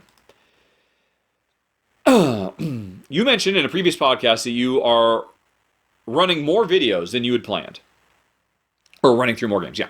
Considering the time it takes to edit videos, do you feel that a newsletter to cover games from the rundown format or other material would be a better solution? Jen could be your editor, and you could have your own section, including her wise phrase of the month. Alrighty. Name of it would be Board Games and Beagles. Yeah, I guess I could do that, but in all honesty, most people don't want to read my content. Most people don't want written reviews or run-throughs from me. People these days, I think, it's the minority that wants written. Most people want video, and that's only going to continue as more and more people get used to consuming their content on YouTube rather than USA Today. That's the future. There's no choice about it. And so I don't think that necessarily makes sense.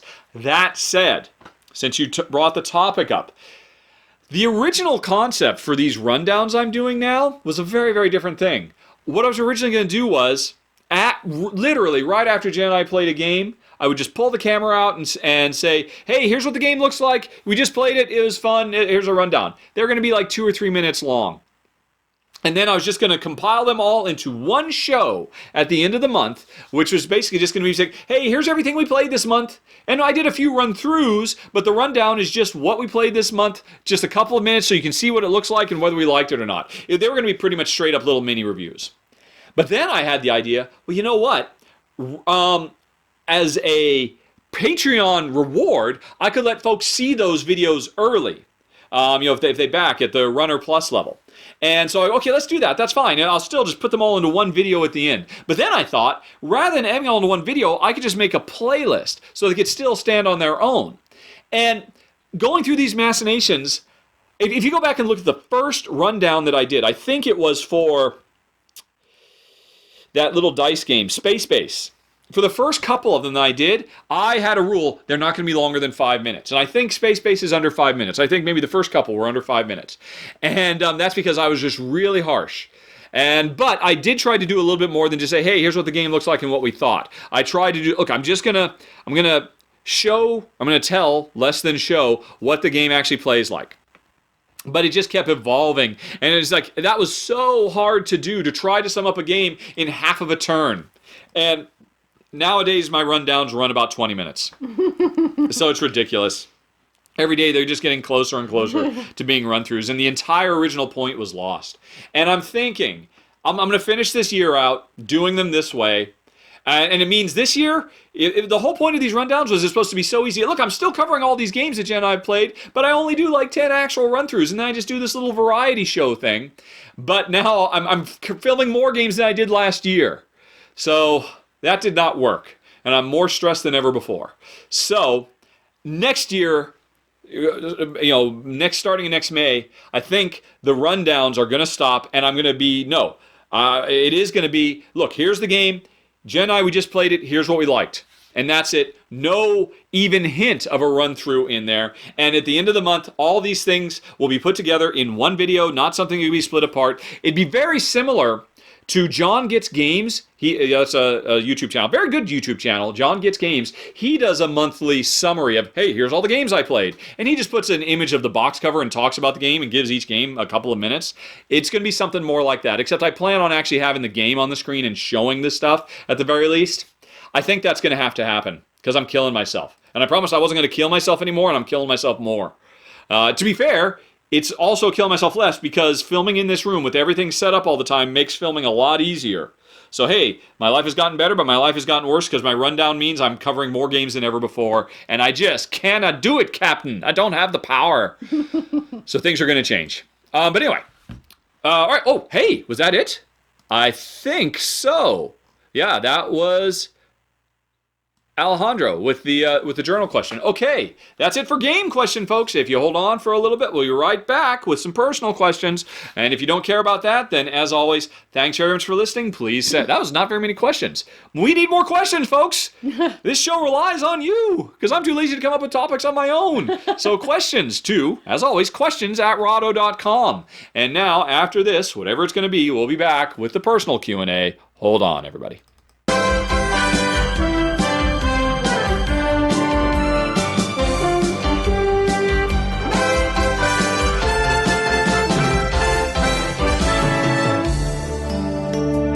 Okay, everybody, welcome back. Daisy has joined us, and she is staring soulfully into my eyes, wondering if she can come over and beard me. But, sorry, Daisy, we got work to do. Yep. Save bearding for later. Okay, Neil, Honey Pie, wonders, what were the books that meant the most to each of us growing up? Say, up to the age of 18. So for the first 18 years of your life, what were the most important and meaningful books to you? You go first. Okay. I am going to say Catch-22 by Joseph Heller and The Watchmen by Alan Moore.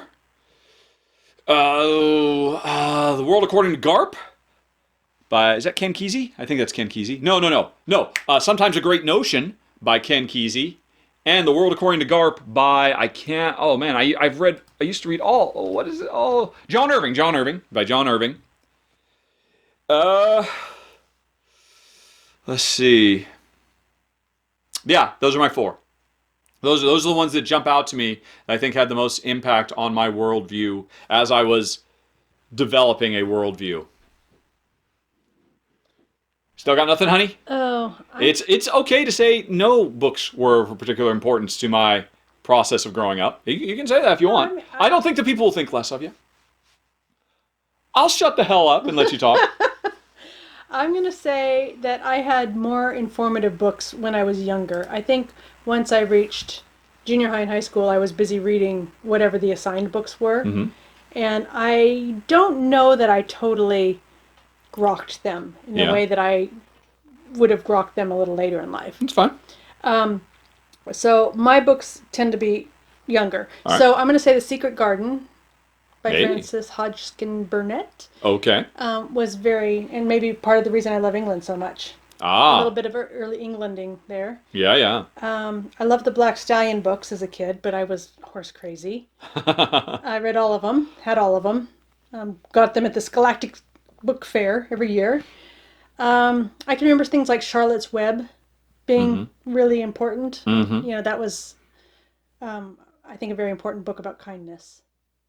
And I read Lord of the Rings. Yeah. Probably, I don't know, every year when I was younger. Mm-hmm. From 10 to 18. All three books?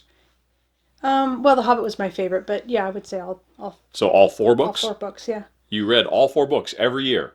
I'm not going to say every year, like I started on January 1st or anything, but yeah, I had, my parents had them, so I would read them. Well, then how many times would you say you have read the collected works of, well, okay, no, you've read The Silmarillion. Or no, I remember you said you tried to read The Silmarillion? Yeah, I got going on it, but there was a lot of, it's just like, oh my God. That's he begat that and this and that and names and lineage names. Yep. So I enjoyed some of the stories that were referenced in the main books from that. But in the appendixes or whatever? Yeah, I just could not keep track of everybody who ever lived. Yeah, it's a little dense. Yes. Yeah, so I guess, just thinking back about what things pop into my mind, those are the things that pop in. Whatever popped in your mind, that would be the definition of what had an impact on you. It's interesting. So most of your stuff was before you're under 12, and most of my stuff was basically 12 to 15 or 16. Almost, that's when I was reading all that stuff I just said. Yeah, but that was before you moved to Belfair and had to be social. Well, yeah, no, it's... In my young, if I'm talking pre-10, I probably couldn't think of anything. maybe Hardy Boys. I think maybe I read a few of those, maybe. But I don't think I even cared. I think I just did it because I liked the Hardy Boys TV show that was on in the 70s with the big hair, the big 70s hair. And but mostly, this is like Scooby-Doo, but there aren't any Scooby-Doo books, so I guess I'll read these Hardy Boy books because I really love Scooby-Doo. But when we moved on the boat, and so I guess I must have been from when I was 10 to 13 or 14 or something like that. And suddenly I didn't have friends. My entire life changed. That the only books I had available to me, because often we were living off the grid, so we didn't have TV anymore. And I did have a computer. I spent a lot of time on my TN-994A, but there was often not a lot to do. So I read my parents' books, and my parents had they had a lot. I read a lot of Steinbeck, and I thought about putting Cannery Row on my list as well.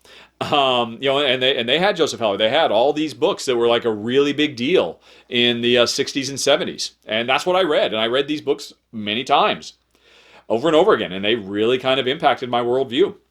Yeah, actually, I remember when we first met, I don't think I'd read... World According to Garp had come out as a movie. Yeah. I think in 87 or something like that. So I'd definitely seen that. Ooh. Yeah. But... I don't think I'd read A Prayer for Owen Meany, and I was blown away. Yeah, I think because I introduced you. Yeah, you introduced me to that. Yeah, because at that point, I read all of his books up to and including Son of the Circus. And I haven't read anything since because... Oh, Dick Francis books. Oh, yes, yeah. You devoured those. Because, again, you were horse crazy. Yep, well, and Dad really liked Dick Francis, so he had quite a few of those books. But, yeah. So that was kind of fun. Again, an English thing. Yep. Yeah, but yeah, so so I don't have the equivalent of Charlotte's Web or anything like that because I was a TV junkie as a young kid. Oh yeah. And any reading I was doing was basically just to supplement that. It was literally there was a brief moment in our window where Mom was talking about this the other day how when we were living out we to recharge our boat's batteries we had to just go out and literally kind of illicitly plug our battery chargers in to charge our boat battery. So we couldn't watch TV very much, and so I read a lot then. And they were not landlocked. They had to row the boat. Yes, we had to row the boat land to go and find an outlet to charge our boat's batteries. And then they had to row them back. Yep. And get them up the ladder. Yep. Crazy. Good times. So yeah, and that's when I became an avid reader. And I guess I stayed an avid reader all the way through college because Yeah, you used to read a lot. I used to rent books. Yep. Because I couldn't afford to buy the hardbacks, and I didn't want to wait till they came into softback, so I would actually rent the hardback books. But yeah, at some point, I think when I started working full time in the video game industry, I just didn't have time to read anymore. I just kind of lost it. For a brief window, when we got our first e-reader, remember that Brink e-reader I had? Yeah. It was like a promotional item from one of the games I was working on, Brink. And they says, hey, we got these extra e-readers. And I go, well, I'll get one. Oh, it's got my game's logo on it. And for like 3 months, I started reading books again like crazy because I was just kind of the new technology and all that. But then my Brink e-reader got stolen at LAX. Airport, yeah. And then I just instantly fell off the wagon again. But, I was reading a lot. I read The Road. That was really amazing. But anyway, so... I think we've answered Neil's question. Yes. Okay, anything else? Yeah, I read so much. But, what were, honey, your favorite bands / music when you grew up? Oh, I love the Go-Go's. The Go-Go's. Loved Rick Springfield. But now that would be in your teen years, right? The Go-Go's weren't when you were kids. I guess so, yeah. Well, when I was like 12. Okay. Go-Go's, Rick Springfield. Yeah, Corey Hart. I remember I had a crush on him. Oh, Corey Hart. What about in your pre-crush days? You mean that would be Neil Diamond and Elvis, probably, because that's what your parents listened to? Yeah. And, all those kind of 70s songs that you, sometimes if you go to a 70s radio station, you're like, oh. Sounds of the 70s. Yep. All right, so basically whatever was on the radio when you were a kid. Oh, but okay, so can I say the AM, FM thing? I don't think you can. Okay. I mean... Well, it was just, when you're a kid, it's complete innocence, and it just doesn't mean anything. So, anyway, it doesn't matter. If you ever meet Jen in person, folks, you can ask her, what's the AM, FM thing? I don't think I want to... I know some families watch this, listen to this show, quite frankly. Yeah. And let's just say Jen's sister was perhaps not particularly woke back in the 70s. Woke? Meaning aware of what she was saying? Yeah. Uh-huh. Yep. It's all her fault. Yep. All right. So anyway. Now Ron listens to this. He's going to go, what did you tell your sister about AM FM? Yeah. Let's see if she remembers. And does Ron listen to the podcast? Yeah. I'm sure. Does he? Yeah, I think the kids also do. Ron? Hi, Zane and Zoe. When the kids aren't around, ask Becky about AM FM. Because the kids should not hear it. But Zane and Zoe don't listen to this, do they? I believe that at least Zane does. Oh my gosh. Zane, wipe everything we just talked about from your mind. I had no idea. All right. Alrighty, anyway. That's my niece and nephew, you guys, by the way. Let's see here. So hi, Ron. So 80s era teeny bopper, specifically Rick Springfield, Go-Go's, Corey Hart.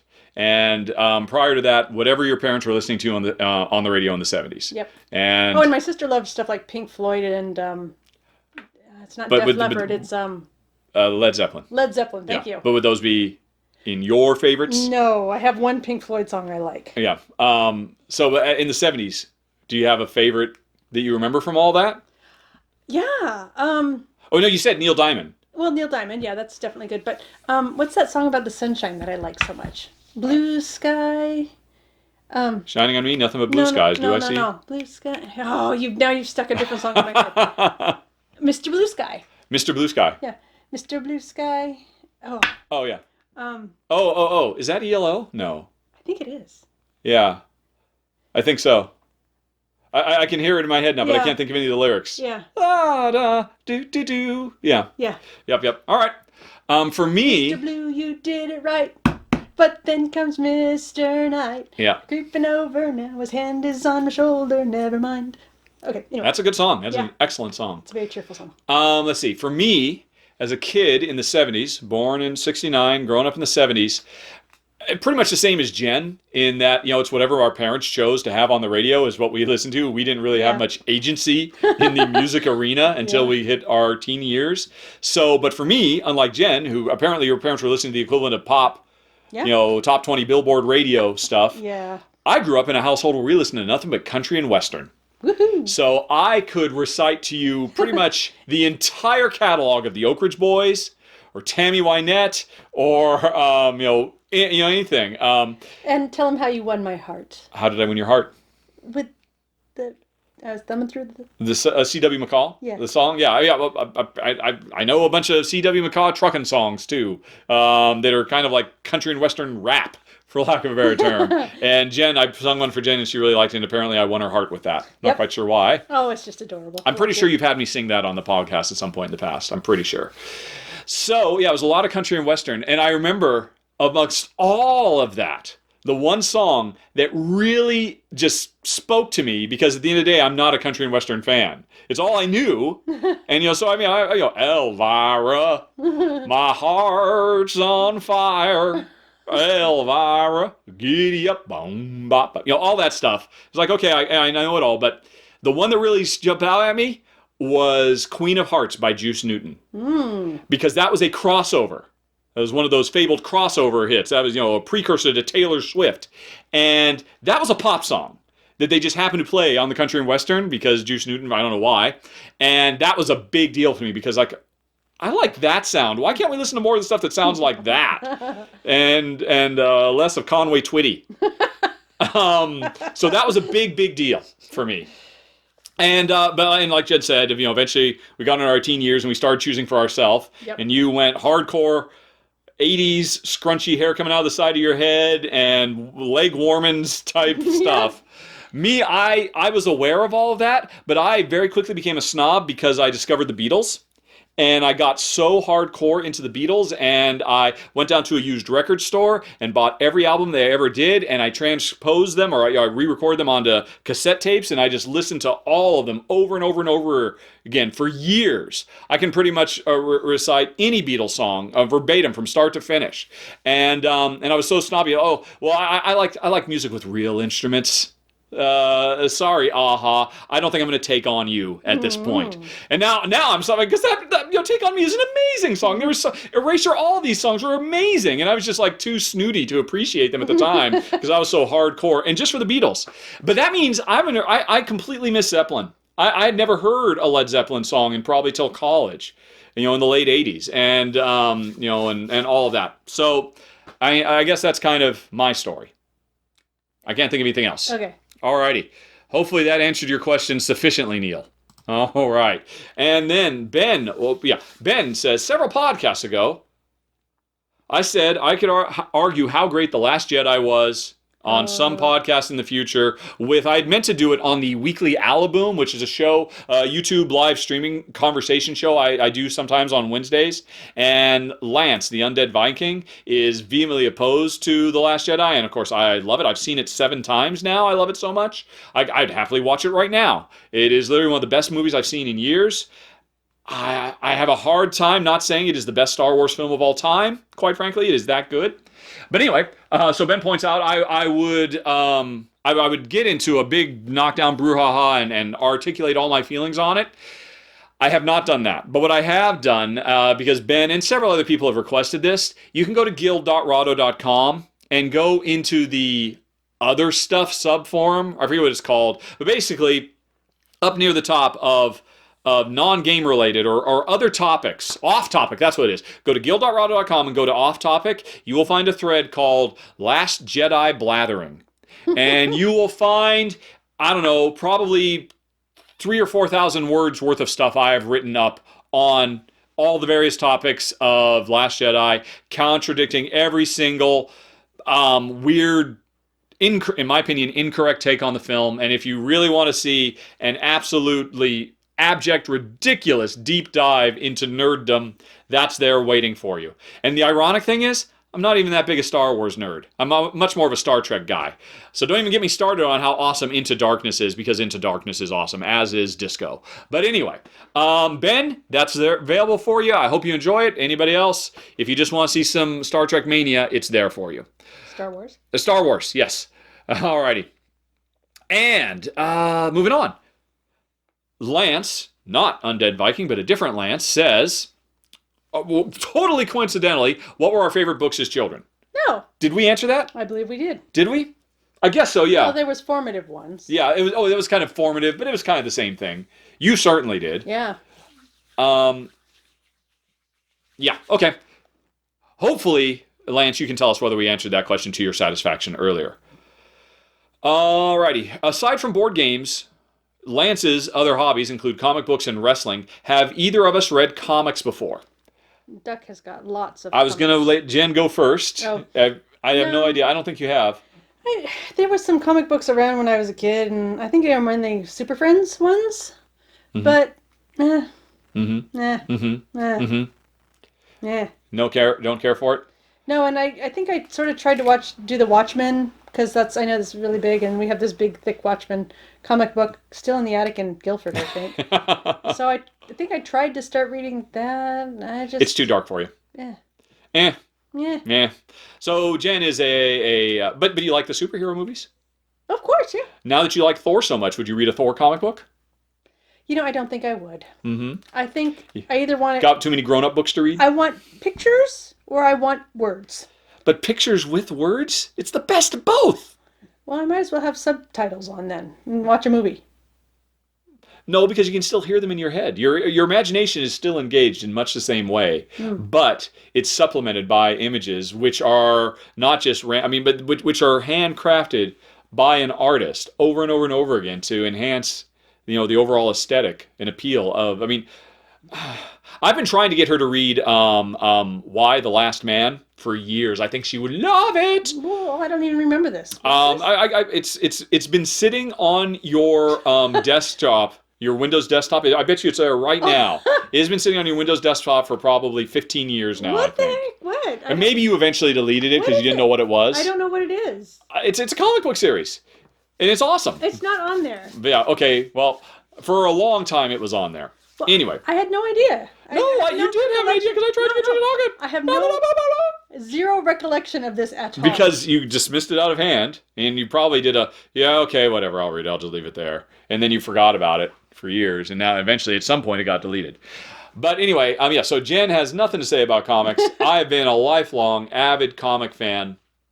Although, in my preteen days, comics were just an occasional reward I could get. If we went to the store and I had been really good, Ryan, he would want to get candy bars, and I would want to get a comic book. And so, there's no consistency to it whatsoever. My favorite characters, it was always Spider-Man, has always been Spider-Man, will always be Spider-Man. And but in high school, in addition to reading tons and tons of actual literature, I also read tons and tons of comic books. It was my weekly pilgrimage. We lived in Belfair. My parents would drive me to Bremerton, and I would get on the ferry and take the ferry by myself, which was a pretty big deal as a 14, 15-year-old kid. I'd get to go into the big city by myself. Woo! I would get off the ferry terminal, walk to the Pike Place Market, to Golden Age Collectibles, and buy my, I don't know, 20 or 30 bucks worth of comics every week that I would get. And bring them back and read them on the ferry and all of that. By the time I went to college, I had so many comics. It was absolutely ridiculous. And what happened to them? I sold them all. I thought your mom just threw them away. No. That was a totally different thing. I must have been 9 or 10, and we were really bad. Ryan and I were really bad. We did some bad stuff, and as punishment, Mom threw away all of our Star Wars trading cards. Because I had the whole things that I was going to be able to send in for the Star Wars poster and all that, and those trading cards, I can't even imagine how much they'd be worth now. And they were in good condition, but Mom threw them all away. But no, I sold them when I went off to college. Because I made a ton of money off them, but oh my God, how much money I'd make now. I had original first print, super limited edition Teenage Mutant Ninja Turtles, that 500 print run before it became what it is. I had original first run of The Dark Knight and Secret Wars, and oh my God. And I made a fair bit of money off of all that, but I don't even want to think about how much we could make if I still had all that stuff. Ugh. But anyway. It paid for part of your college tuition, right? Yes, it did. Because, And if you hadn't gone to college, we never would have met. Yes. All right, then. So I owe my whole life to comic books, you're saying? There you go. Okay. Anyway, I eventually stopped. I think I did stop in college because I just didn't have enough money because I had the money I made for my spare jobs had to pay for food and gasoline instead of comic books. Right. And I did briefly get back into comics pretty hard when we were in Texas. And that's when I got very hardcore into Garth Ennis and everything he did, Preacher and all of that. But then that stopped when we moved to England because there were no good comic book stores nearby. And then a few years ago, I kind of got into them again as digital comics kind of became a thing. But these days, the only thing I read are The Walking Dead and Saga, whenever Saga picks back up, because it's on hiatus now. That's pretty much it. I was, for a brief moment, Civil War brought me back into Marvel big time, but then one more year. Sorry to all the non-comic book fans out there. This is just for Lance. One more year killed me. Or no. One more year kind of turned me off, but then Secret Wars 3 just instantly killed. Like, oh, Marvel, they've done it. They've completely rebooted the universe. They swore they'd never do it, unlike DC. They kept doing it every other year. They've done it. I'm out. And so now I'm just Walking Dead. So I'm sorry, folks, to all the non-comic book readers. That was a bunch of blither blather. Back to Lance's thing. Have we ever watched wrestling? Have we ever any interest in wrestling, honey? No. Would you like to articulate why? Oh, I just... You have nothing positive to say. No, I just don't... it's not my kind of theater. Mm-hmm. So, no. Yep. I can't really say I got into it either. I was a little kid. I thought it was real. And I remember my Uncle Jim told me, and I was so shocked when I found out it wasn't real, although it is real to a certain extent. I mean, yeah, it's pre-scripted, but I mean, those guys are putting their lives on the line every time they go in the ring. I mean, it's more dangerous than, all that stuff. But I never really, I got into it a little bit in the 80s, the height of WrestleMania and stuff like that, but I was never hardcore into it. I was definitely World Wildlife Federation. Yeah, you were pro that WWF? Yep. I'm glad they got the logo. Yeah. All right. So, let's see here. Phil says, that was his question about... No. Okay, no, this was a different thing. Honey. Yes. You get to make one change by heading back in time, changing something, then coming back. When do you head and what do you change? And what do you head to achieve? Wow. I don't know. That is huge. That is... For the purposes of this question, only the intended changes will occur, and you get a reset button to return to how things are once the change has been experienced. Hint. What would you like to see changed in history? Is another way to look at it. Oh, so it's not what I would change in my personal life. It's what I would change in history. Yeah. Well, I mean, I guess it could be personal. He says anywhere in history. You could be kill baby Hitler, or it could be don't roll that car in high school. Yeah. Wow. I don't know. I'd have to think about it. I'm pretty happy with my life as it is, so I don't think I'd probably change. I mean, I wouldn't squander the opportunity. And unfortunately, I'm not enough of a student of history. I would want to do something that's really impactful and meaningful that could, make society better, but I have no idea what that is. That would require a lot of study. Here we go. How about if we just go back to Jesus with a video camera and record what he actually said?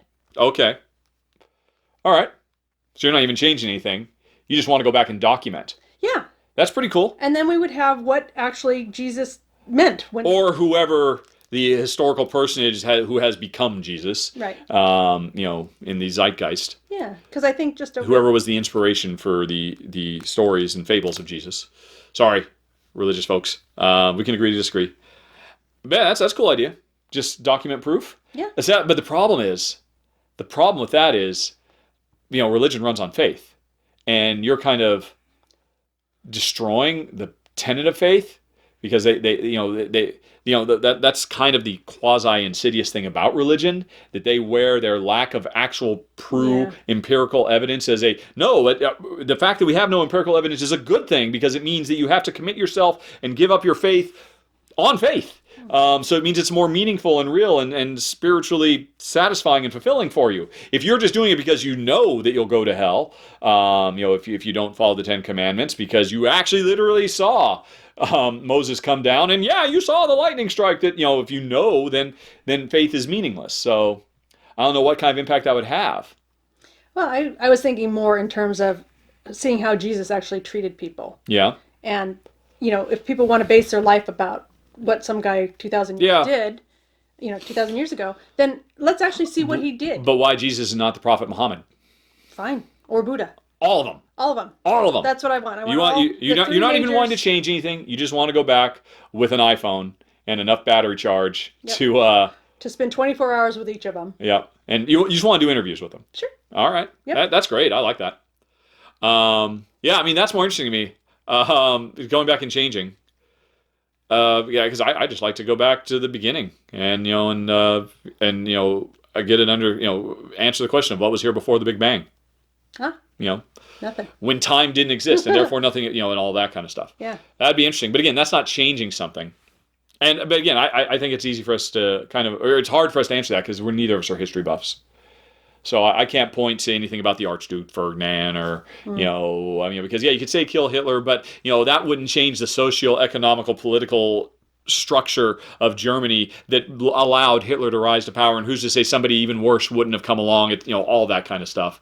It's hard to say. Yeah. Alrighty. Questions from Urins, mostly for Jen. You talked about animal captivity, and I was wondering if you're a vegetarian. And if not, have you ever considered it? I have definitely considered it. Oh, okay. I am not. But what I do believe about eating animals is trying to give them the best life that they, could possibly have. So, like when I'm just about gonna have some chickens. So I'm planning now how to give them a really good life. Keep them for years and years. Feed them the best that we possibly can, give them tons of fresh air and exercise and things to play with, and hopefully just give them a good life. And when the time comes, make sure that their deaths are fully utilized. Nothing goes to waste. So I think that is the best way to honor life. And I wish we could do that more with people. I think it's a bit sad to see people sort of wasting away in nursing homes when there's, their best days are definitely not ahead of them. So I don't know. I wonder if there's going to be a lot of change with the baby boomers coming up and growing older, that maybe we might see some change in how we treat humans that way as well. Okay. Alrighty. Well, that was mostly for you. Oh, that was it? That was the one personal question? Yeah. Yep. That's what you want to know. Okay. Okay. So you said you have considered vegetarianism. Yeah. And why did you dismiss it? Mainly because I think we are evolved to eat meat. Right. And I want to live a healthy life myself. Because so you are staying on a carnivorous diet for literally for health reasons.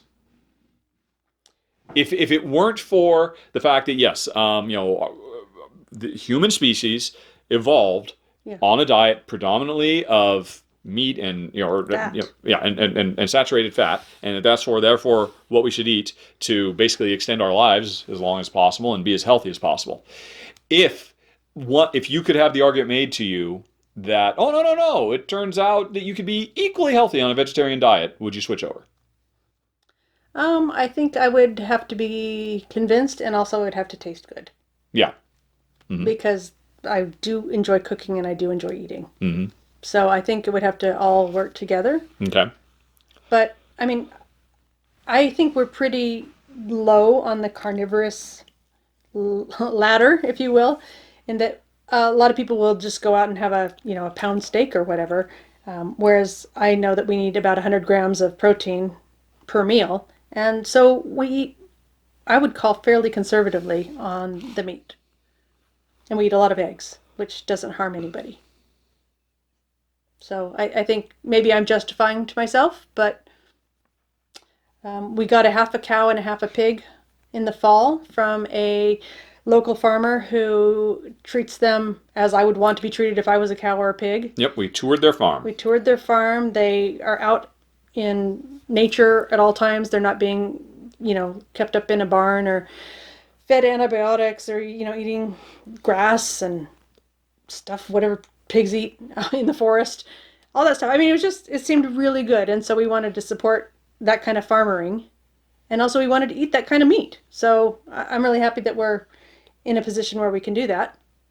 We have the freezer space. We bought a freezer to hold our half a cow and half a pig. Yep. And it's been awesome. It's been delicious. Okie doke. Brett says that he could listen to me talk about my time in the video game industry for hours. Really enjoyed some of the stories in recent episodes about my time developing games. Would I ever consider a side podcast on that topic, even a one-off, a book, being a guest on a video game podcast? What are your thoughts? No. In all honesty, I don't really think about that. And my memories, my recollections of all that stuff is pretty dim. I feel like I've forgotten way more than I remember. So, I mean, while there's tons of good stories, I wouldn't want to be misleading. I think I've only got a handful. You've probably heard most of my good material at this point. It would probably make more sense if I were sitting around with my former coworkers, because then we could reminisce together. Yeah, and spark a bunch of memories. Exactly. Plus we'd remember things differently and all of that. I think that'd be more interesting. But no, that's all behind me. So. And it was a long time ago. Yeah. And would I consider being a guest on a video game podcast? I used to. I've done that a couple times. Or actually, no, I've done several interviews about Siphon Filter, but even though I've recorded them, they just gone on ahead and transcribed them. There was one that was transcribed and translated into Russian recently and stuff like that. I'm not averse to it, but starting this year, I've decided to start saying no when people ask me, hey, could you come and do a guest spot on my podcast? Whatever it might be, just because that takes so much time. And I'm trying to cut back. I'm trying to say no more than yes, basically. And so I'm sorry. That's probably not going to happen. But, and quite frankly, if it did, you'd have to pay me at this point. I used to do a lot of this kind of stuff for free. And she's like, oh, it's hard work. And I got to get paid because it's expensive living here in America with your mom. Okay. Let's see. What are my thoughts about the recent call to unionize video game development? I have no thoughts. Other than to say that's great. I am a big proponent of unions. Worker power, unite. Even though I probably spent most of my time in the career on the other side, on the management side, and I'm sure unions would just be a royal pain in my ass, I would still wholeheartedly support them because I always felt as a manager, I was the guy in the star chamber doing his best to fight for the rank and file employees and get them more benefits and get them more time off and try to get us smarter contracts that didn't require us to work as long and as hard and as stupidly. So yeah, I'm all for it. I mean, but heck, that's no surprise. My grandfather was a labor organizer for migrant farm workers, in the 50s and 60s. So, yeah, it's kind of in my blood. I'm pro-union all the way. Okay. Last one, Honey Pie. Okay. How have we been adjusting to real winter after having spent so many years in Malta? Oh. And, in fact, are we maybe even liking the colder weather as a change of pace, or we found ourselves longing for Malta's mild winter months? Aha. Well, actually, we've had a very soft landing, I would say, in Washington State. It was a long autumn. It's been a very mild winter. So I think, I don't know, maybe it was the United States welcoming us back as gently as possible. So I would say we haven't had any problems at all with the winter. We've had, actually this last week it's been the coldest it's been so far, down to about 24 in the mornings. So that's a little nippy, but just a cold spell going through. I don't know. I don't mind. I don't mind it. I'm kind of bummed. I want to see more snow. Yeah, we've had a couple of good snowy days, but it's all melted quickly. Yep. Yeah, I mean, I don't know. Do you dislike super crazy cold weather? No. Yeah, as long as we can stay warm inside. Yeah. It's a nice contrast to be able to go outside and, got to get bundled up. Yeah, I think I was more concerned about gray, endlessly gray days. Yeah. And we've had a few of those where it's been gray and rainy and drizzly and stuff, but I've just enjoyed being inside playing games with the mister. Yep. Okie doke. Last one, Honey Pie. Yes. Words of wisdom time. Oh, you told me to get that ready. Yep, and you've had all this time to prepare. You've had a laptop in front of you this whole time. My lap has been held up by Daisy. Alrighty, let's see. While Jen tries to figure out what her wisdom of the month is, I could talk more about comic books, but I think probably most people have had enough of that business. Yeah, I'm getting onto Pinterest. To the Pinterest! My board of grins and... let's see. She's skipping the textiles. Alright, she went straight to thoughts and grins. Okay, let's see. Well, let's just do this. It's a terrible thing, I think, in life to wait until you are ready. I have this feeling now that no one is ever ready to do anything. There is almost no such thing as ready. There is only now. Okay. Well, there's a call to action if ever I heard one, to send more questions into questions@rahdo.com. Yeah. Because we're not ready at all, as has been evidenced by this most recent blathering that we've just done. There's only now. I looked that up really quickly. All right, good job, Honey Pie. Yes, I mean, you were in the now. You weren't ready at all. But there was no ready. But that's okay. I prepped. There you go. A few weeks ago when I saw that quote. Let's see. So Jen, in Pinterest, she has her categorization for folks who are interested. Right, she's got fence decor, read later, nature, cool design stuff, doggers, textiles, garden projects, jewelry tips and display, caretaking, visits, cluckers, thoughts and grins, which is what, that's where she puts all her deep thoughts, food and recipes, hydro aquaponics, glass lovelies, glass secrets, do I need this, nice home ideas, silver glass, Z&Z. That's Zane and Zoe. Your Pinterest likes, clay, clothes, Astrid Riddell, and powder drawing. So, that's how Jen does it, Henrik. She just goes into the thoughts and grins, because you're just, anytime you see one of these things randomly, if you like that one, you just save it? Yep. All right. I pin it. You pin it? All right. Well, we are done, folks, once again. And thanks as always for listening. We'll be back in roughly a month's time. And have a very nice day. Talk to you later. So long. Bye-bye. Bye-bye.